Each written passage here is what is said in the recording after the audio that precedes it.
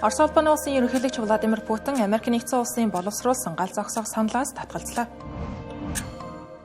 Холбооны бүгд найрамдах Герман улсын парламент батлан хамгаалахын зардлыг нэмэгдүүлэх шийдвэр гаргажээ. Бүгд найрамдах Тетард улсын эрх баригчид Панамын сувгийн бомбыг худалдах тухай CK Hodgson болон BlackRock компанийн хилцлийг эсэргүүцлээ. Израиль улсын агаарын цохилтын улмаас газын зурваст 2 өдрийн дотор 400 гаруй хүн амьд үджээ. Арамдраг үзэгчтэй Тэнгэр телевизийн гадаад мэдээний хөтөлбөр эхэлж байна. Та бүхэнд олон улсад өрнөж байгаа онцлог үйл явдлуудаас цагийн мэдээллийг хүргэнэ.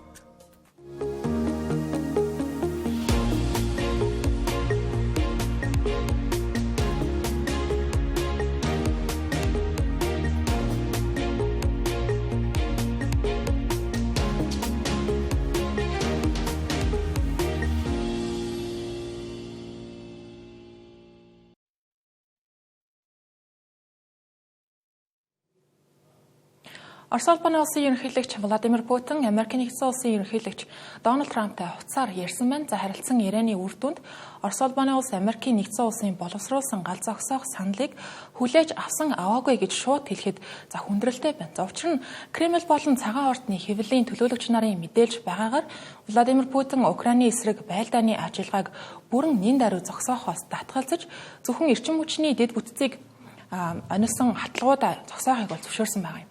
Дональд Трампын дипломатууд өнгөрсөн 7 хоногт Сауди Араб улсын улсад очиж Украины батлан хамгаалахын сайд, гадаад хэргийн сайд нартай уулзсан байгаа. За уулзалтын үр дүнд Украины талаас 1 сарын хугацаатай гал зогсоох хэлэлцээр байгуулахыг зөвшөөрсөн. Владимир Путиний зүгээс бүрэн гал зогсоох тохиролцоо хийхийг хүсэж байгаа бол Украинд очих гадаадын зэвсгийн тусламж болон Америк нэгдсэн улсын цагнуулын дэмжлэг зогсох ёстой гэж үзсэн байна. За энэ нөрөө Украин болон Украины Европын холбоотон орнуудын хувьд хүлээж авах боломжгүй нөхцөлөө гэж хэлж болно. Их Британи, Франц, Герман зэрэг Европын томоохон улс орнууд Америк нэгдсэн улс болон Орос улбаны улсын эсэргүүцлээс үл хамааран Украинд тасралтгүй тусламж үзүүлнэ гэсэн хатуу байр суурьтай байгаа. Владимир Путин болон Дональд Трамп нарын хооронд өрнөсөн яриа хэлэлцээрийн үр дүнд Украин улсын зүгээс 30 хоногийн турш бүрэн гал зогсоох саналыг Америк нэгдсэн улс боловсруулсан байгааг нь Орос улбаноос хүлээн авахаас бол татгалзсан байна. За гэхдээ өөрсдийн гал зогсоох саналыг бол тийхүү дэвшүүлсэн байна. Гэхдээ яриаг хэлэлцээний үр дүн үгээр бол дууссан гэж хэлж болохгүй. Америк нэгдсэн улсын ойролт орондын элч төлөөлөгч Стив Витковын хэлж байгаагаар Украины асуудлаарх дипломат яриаг хэлэлцээ энэ нэм гарагт Сауди Араб улсын Жеда хотно үргэлжлэх юм байна. Өнгөрсөн мигмар гарагт Жедад болсон уулзалтаар Америк нэгдсэн улсын төлөөлөгчид мэдээнийхэнд дурдж байсанчлан Украины талтай газар, агаар, тэнгисийн бүх фронтод даруй 30 хоногийн хугацаатай гал зогсоох санал дээр тохиролцсон байна. За түүний өмнөх 7 хоногт Орос улбаны улсын дипломатуудтай мөн адил Сауди Араб улсын Риад хотно уулзаж талуудын хоорондох гал зогсоох дайныг эзлэх яриа хэлэлцээг нэн даруй эхлүүлэхээр тохиролцсон байдаг. Владимир Путин болон Дональд Трамп нарыг тийхүү уцаар ярьж байх үеэр Украин улсын ерөнхийлөгч Володимир Зеленский Финланд улсын Хельсинки хотод айлчлал хийсэн байна. Тэрээр бүрэн гал зогсоох санал унсан байгаад дурамжхан хандаж байгаа ч гэлээ эрчим хүчний дэд бүтцийг чиглэсэн Орос улбаны улсын халдлагууд зогсох тухай саналыг байж болох тохиролцоо саналаа гэж хүлээж авсан байна. Гэхдээ хэлэлцээр хэрхэн хэрэгжих тухайд илүү дэлгэрэнгүй мэдээлэл авах шаардлагатай гэдгийг тодрууллаа. Энэ мэдээлэл тарснаас төд төтөлгүй Орос улбаны улсын айрам Украины цахилгаан станц болон эмнэлэгт агаарын цохилт хүссэн хэрэг болсон байна. За энгийн иргэдийн байрлаж байсан байгууламжууд халдлагад өртсөн байгаад Украины их байрчид нилээдгүй бухимдаж гал зогсоох хэлэлцээр хэрэгжиж чадах хэсгэд эргэлзээтэй хандж байгаа гэдгийг илэрхийлсэн байна. Орос улбаны улсын агаарын цохилтонд Сумын хотын эмнэлэг болон Словак дахь эрчим хүчний байгууламж өртсөн юм байна. За нөгөө талд Оросын Өмнөд Краснодар мужийн албаныхан Украины дроны дайралтын улмаас газрын тосны агуулгад гал гарсан гэж мэдээлэл.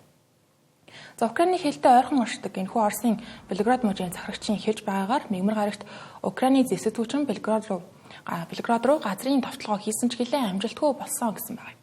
Америк нэгдсэн улсын тухайд ямар байр суурьтай байгааг тодруулъя. За Дональд Трамп яриа маш сайн үр дүнтэй болсон гэж хэлсэн байна. За мөн энхийн гэрээний талаар олон чухал асуудлыг хэлэлцсэн гэсэн байна. За тэрээр өөрийн Truth Social форумд бид эрчим хүчний болон дэд бүтцийн бүх халдлагыг даруй зогсоох тохиролцоонд хүрлээ. За тун удахгүй бүх нийтийн гал зогсоох гэрээнд хүрч дайныг дуусгахын төлөө шаргуу ажиллах болно гэж амласан байна. Өнгөрсөн 9-р сард Володимир Зеленский Украины эрчим хүчний дэд бүтцийн 80 орчим хувь нь Орос улбаны улсын агаарын цохилтын улмаас сүйдсэн гэж мэдэгдэж байсан. За Украины тал үүний хариуд Орос улбаны улсын газрын тос болон байгалийн эхийн байгууламж руу дрон, пуужингийн цохилтуудыг өгч байгаа лээ. Дараагийн онцлог мэдээ хүргэе. За Германы парламент мигмар гарагт улсын өрийн дээд хэмжээг нэмэгдүүлэх тухай хуулийн төслийг баталлаа. За зорилго нь батлан хамгаалах болон дэд бүтцийн санхүүжилтийг нэмэгдүүлэхийн тулдаа гэж тайлбарлсан байна. За намын сонгуульд ялалт байгуулж Германы канцлераар ажиллах нь тодорхой болоод байгаа Фридрих Мерцийн хувьд энэхүү төлөвлөгөөг санаачилж боловсруулсан юм байна. Түүний төлөвлөгөө батлагдахын тулд парламентын 3-ны 2-ыг саналыг болгох шаардлагатай байсан байна. Санал хураалтын үр дүнд 513 гишүүн түүний саналыг дэмжсэн байгаа нь 489 саналын босхийг болд авсан байна. Эцэслэн хүчин төгөлдөр болохын тулд энэхүү хууль нь Германы 16 мужийн төлөөлдөг дээд танхим буюу Бундесратаар мөн адил батлагдах шаардлагатай. Фридрих Мерцийн Христийн ардчилсан холбоо болон эвслийн түнш болох социал-демократ нам Германы өрийн хязгаарын тухай хатуу чанга заалтуудыг бас сулруулж санхүүжилтийг нэмэгдүүлэх төлөвлөгөө боловсруулж батлуулж чадах хэсэг нь бол сүүлийн үед өнгөрсөн 7 хоногийн туршид парламент дахь маргааны хилцээрийн гол сэдэв байсан баг. Парламент 3 дугаар сарын 25-наас эхлэн шинэ бүрэлдэхүүнээр хуралдаж эхлэн тиймээс Фридрих Мерцийн хувьд үүнээс урьдчилж энэхүү төлөвлөгөөг батлуулахаар шахуу ажиллаж байсан. Хэд барууны нам болох Германы төлөөх альтернатив нам, за мөн зүүнний Делинкен нам шинэ парламент хуралдаж эхэлсний дараа санал хураалтыг хориглож бол магадгүй байсан. За анхандаа ногоо намын зүгээс энэхүү саналыг дэмжих хэсэгтээ эргэлзээтэй хандж байсан ч гэлээ өнгөрсөн 7 хоногт Фридрих Мерц 100 тэрбум еврогийн санг эдийн засгийн хөгжилд зориулахаа амласны дараа дэмжих болсон байна. Энэхүү үйл явдлыг германчууд олон жилийн турш баримталж ирсэн өөрийн хэрэгслийн чанга хатуу хяналтын бодлогоос ухрах алхам боллоо гэж олон нийт шинжээчид үзэж байгаа юм байна. Фридрих Мерцийн төлөвлөгөөний хүрээнд Германы батлан хамгаалахад зориулдаг дотоодын нийт бүтээгдэхүүний 1%-аас дээш хэмжээний санхүүжилтийг өрийн хязгаарлалтаас чөлөөлөх баг. За мөн 500 тэрбум еврогийн тусгай сан байгуулж дэд бүтцийн төслүүдийг санхүүжүүлэхээс гадна мужуудын 15 тэрбум евро хүртэлх зээлийг хөнгөлөлтөд олгохоор болсон байна. За Фридрих Мерцийн хувьд өмнө нь өөрийн хязгаарлалтыг сулруулахыг бол чанга хатуу эсэргүүцдэг байсан гэдгийг санах хэрэгтэй. Гэвч сүүлийн үед олон улсад тэр дундаа Европын аюулгүй байдлын нөхцөл байдал өөрчлөгдсөн учраас байр сууриа тийнхүү өөрчилж ийм шийдвэр гаргах зайлшгүй хэрэгтэй болсон гэх тайлбарыг тэрээр өглөө. Өнгөрсөн сард Германы батлан хамгаалахын сайд Борис Писториус батлан хамгаалахын төсөв хангалтгүй байгаад бол өөрийн хязгаарлалтыг зөөлрүүлэхээс бууруулахаас өөр аргагүй боллоо гэж байсан байна. Парламентын санал хураалтын үеэр хамгийн хүчтэй эсэргүүцэл Германы төлөөх альтернатив нам болон чөлөө татчихсан намаас л ирж байсан гэдгийг их сурвалжууд хэлж байна. Чөлөө татчихсан намын зүгээс санал хураалтын сүүлчийн мөчөд Фридрих Мерцийн төлөвлөгөөнд өөрчлөлт оруулахыг оролцсон ч гэсэн бүтлгүүцсэн байна. Санал хураалтын өмнөхөн Германы хөрөнгийн зах зээл болон еврогийн ханш өссөн байдалтай байна. Шинжээчид шинэ төсөв Германы 2 жил гарan үргэлжилсэн эдийн засгийн хямралаас гарах боломжоо гэж үзэж байгаа юм байна. За ихэнх эдийн засагчид батлан хамгаалах болон аюулгүй байдлын санхүүжилтэнд зориулж өрийн хэмжээг нэмэгдүүлэхийг дэмжиж байгаа ч гэлээ дэд бүтцийн санхүүжилтийг бусад салбарын шинжилэлтэд хослуулах, эсвэл орлуулах шаардлагатай байна гэж үнэлсэн байна. За Хонконгийн дэд бүтэц харилцаа холбооны компани болох CK Hutchison компани Панамын суваг дахь өөрсдийн эзэмшдэг бонтыг Америкийн нэгдсэн улсын санхүүгийн фирмд худалдах хэлцээрийг эхлүүлсэн байна. За үүнтэй холбоотойгоор Хятадын эрх баригчид хэлэлцээрт зохих хяналт шалгалтыг хийж хууль ёсны эсхийг нь тогтооно гэдгээ мэдэгдэл. Тодорхойлбол CK Hutchison компани энэ сарын ихэр Панамын суваг орчмын хөрөнгийг багтаасан 22.8 тэрбум $ын бонтын бизнесээ Америкийн нэгдсэн улсын BlackRock тэргүүтээ хөрөнгө оруулалтын компанид л худалдагаар тохиролцсон гэж мэдэгдсэн байна. Их сурвалжуудын мэдээлж байгаагаар Хятадын эрх баригчид мигмар гарагт хэд хэдэн холбогдох төрийн байгууллагуудад энэхүү гэрээг нэгтлэн шалгах үүргийг олгосон байна. За бомб худалдах энэ гэрээг Америкийн нэгдсэн улсын ерөнхийлөгч Дональд Трампын хувьд бол сайшааж байгаа. За учир нь тэрээр Хятадыг Америкийн нэгдсэн улсын хувьд стратегийн чухал аж холбогдолтой усан замыг хянахыг эрмэлзэж байна гэж үздэг юм байна. Тухайлбал Америкийн нэгдсэн улсын Панамын суваг дахь Хятадын нөлөөг хязгаарлах хэрэгтэй, Панамын сувгийг Хятадын хяналтаас гаргах шаардлагатай гэж бол удаа дараа нээлттэй мэдээллүүд эдгээр хийж байсан. За үүнийг Хятадын эрх баригчид шүүмжлэлтэй хүлээж авдаг нь бол мэдээж гэрээ зарлагдсанаас 7 хоногийн дараа Хятадын Хонконг, Макаогийн асуудал хариуцсан алба энэ худалдааг улсын эрх ашигыг үл хайхарсан урвалт гэж буруу шаасан нийтлэлүүдийг бол нийтлсэн байгаа юм. Их сурвалжуудын мэдээлж байгаагаар энэхүү хэлцэл хараахан эцэлэгдээгүй байгаа. Хятадын дээд удирдлагуудын тушаалаар аюулгүй байдал болон шудраг өрсөлдөөний эсрэг зөрчилтэй эсхийг нь шалгах ажиллагаа явагдах юм байна. Хятадын гадаад хэргийн яамны хэвлэлийн төлөөлөгчийн сэтгүүлчдэд өгсөн мэдээлэлээс та бүхэн түргий за энэ талаар бусад холбогдох байгууллагуудаас тодруулах хэрэгтэй гэснээс өөр дэлгэрэнгүй нарийн мэдээлэл бол өгсөнгүй. Амун ерөнхий зарчмын хувьд Хятад улс эдийн засгийн дарамт шахалт ашиглаж бусад улсын хууль ёсны эрх ашигыг зөрчихийг тууштай эсэргүүцдэг гэдгийг хэлсэн байна.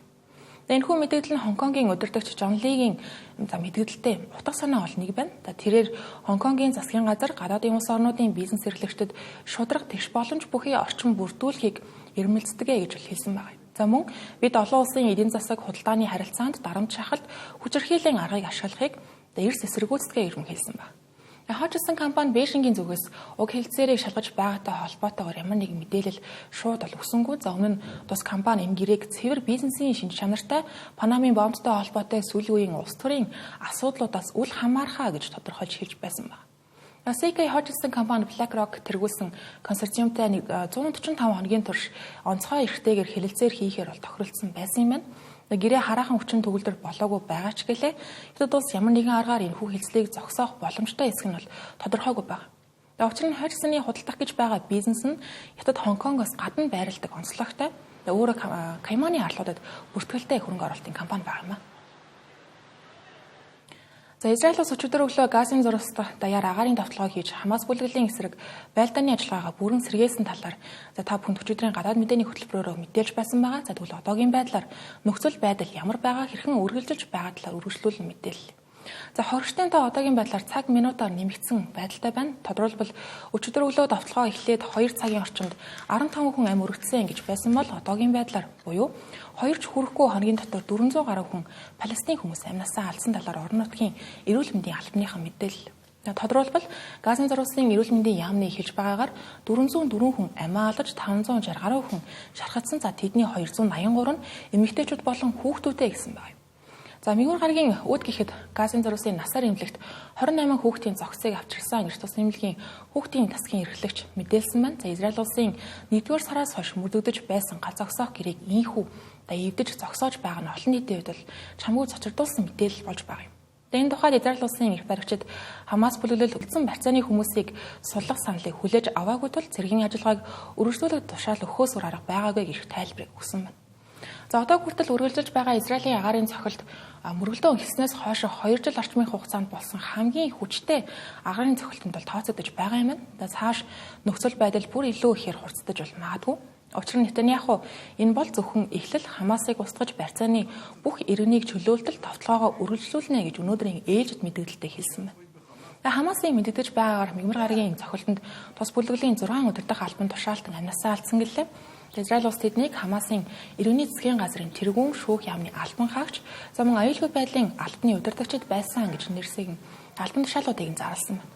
Замруудаж байгаа ангийн иргэдийн тоог цаашид нэмэхгүй байх тухайд Израиль улс Газын зурвасын төв хэсэг рүү палестинчуудыг нүүлгэн шилжүүлэх саналыг бол гаргасан байгаа юм байна. Энэ нөгөөтэйгүр Израилийн цэргүүд Газын зурвас руу газраар дайралт эхлүүлж магадгүй гэх таамаглалыг бий болоход хүргэж байгаа юм. Израилийн шинэ тавталгаа эхлэхдээ зэрэгцсэн хүмүүнлэгийн тусламжийн байгууллагууд нөхцөл байдал улам дордож байгааг анхаарууллаа. Одоогийн байдлаар хүнс эм төрөл зэрэг хангамжийг бол бүрэн тасалсан байдалтай байгаа юм. Барьцааны хүмүүсийн хувьд хувь заяан цаашаа хэрхэн ирэх нь мөн л адил эргэлзээтэй айц хүүдтэй байгаа гэж хэлж болно. За Хамас бүлэглэлийн барьцаанд одоогийн байдлаар 24 амьд барьцааны хүн 35 барьцааны хүний зогцос байна. За эхний шатны гал зогсоох гэрээгээр Хамас бүлэглэл 25 барьцааны хүн болон 8 барьцааны хүний зогцыг бол судлаж Израилийн талд хүлээлгэн өгсөн байна. Үүний хариуд Израилийн талаас 1700 гаруй Палестин хоригдлыг сулласан байдаг. Гэвч Израиль 2 дахь шатны хэлэлцээрт шууд орохыг бол инхүү зөвшөөрөөгүй гэдгээр маш тодор харууллаа. За анхны гэрээний дагуу 24 үлдсэн барьцааны хүнийг суллаж, дайныг зогсоож, Израилийн цэргүүд Газын зурвасаас бүр мөсөн гарах ёстой байсан. За Хамас бүлэглэлийн өндөр албан тушаалтан Рисаф Ришекийн хэлж байгаагаар за Беньямин Нетаньяхугийн дайн эхлүүлэх тухай энэхүү шийдвэрийг амьд байгаа барьцааны хүмүүсийг өвхөлт хүрэх аюултай зүйл боллоо гэж тодорхойлсон. За мөн түүнийг өөрийн баруун жигүүрийн засгийн газрыг хадгалахын тулд эрх мэдлийг нь авч үлдэхийн тулд ийм алхам хийлээ гэж буруутгасан. Дарин Америкийн нэгдсэн улсын зүгээс Израилийн эрх баригчдын үйлдэлийг бол дэмжсэн байна. Өнөөдөр Америкийн нэгдсэн улсын цагаан ордонд өндөр албан тушаалтууд уг давталгааны талаар зөвлөлдөж Израилийн үйлдэлийг дэмжиж байгаа гэдгийг илэрхийлсэн байна. Америкийн нэгдсэн улсын үндэсний аюулгүй байдлын зөвлөлийн хэвлэлийн төлөөлөгч Брайан Хьюз Хамас бүлэглэл барьцааны хүмүүсийг сулдаж гал зогсоох тохиролцоог сонгох боломжтой байсан ч гэлээ. Гэтэл тэд үүнийг сонгоогүй харин дайн хийхийг сонглоо гэж тайлбар өгсөн байна. Энэхүү дайны үргэлжлэх хэсэг нь Беньямин Нетаньяхугийн засгийн газарт улс төрийн хувьд ашигтай байж болно. Учир нь түүний эвсэл газар нутгийг газын зурвасыг палестинчуудаас чөлөөж Израиль суурин байхыг бол дэмждэг барууны жигүүрийн намууд байгаа юм а. Цэнгэр телевизийн гадаад мэдээний хөтөлбөр үргэлжлэж байгаа. Хөтөлбөрийн сэдвээр зарим мэдээллийг товчоор хүргүүлнэ.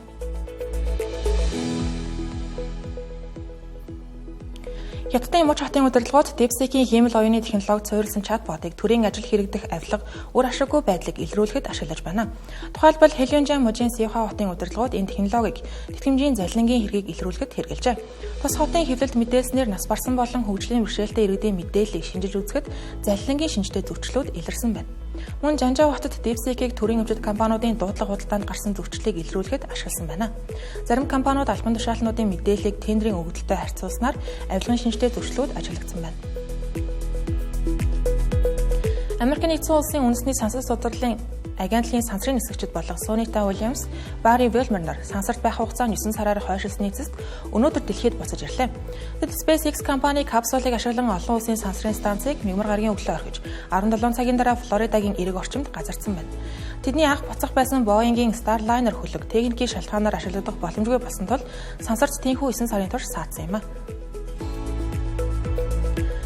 Google компани Кипр аюулгүй байдлын Viz компанийг 32 тэрбум $аар худалдан авахар тохиролцжээ. Энэхүү хэлцэл нь Google компани түүхэнд хамгийн том худалдан авалт болж байгаа юм. Компани удирдлагууд хиймэл оюун ухааны хөгжил, өвөглийн төвүүдийн эрэлт нэмэгдэж байгаатай холбоотойгоор уг худалдан авалтыг хийх болсон гэж тайлбарллаа.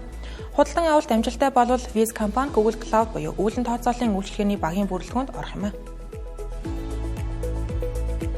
Америкийн нэгдсэн улсын холбооны шүүх цэргийн албанд трансгендер хүмүүсийг алба хашуулахгүй байх тухай Дональд Трампын цэцгэргааны шийдвэрийг үндсэн хууль зөрчсөн гэж үзэн хориг тавилаа.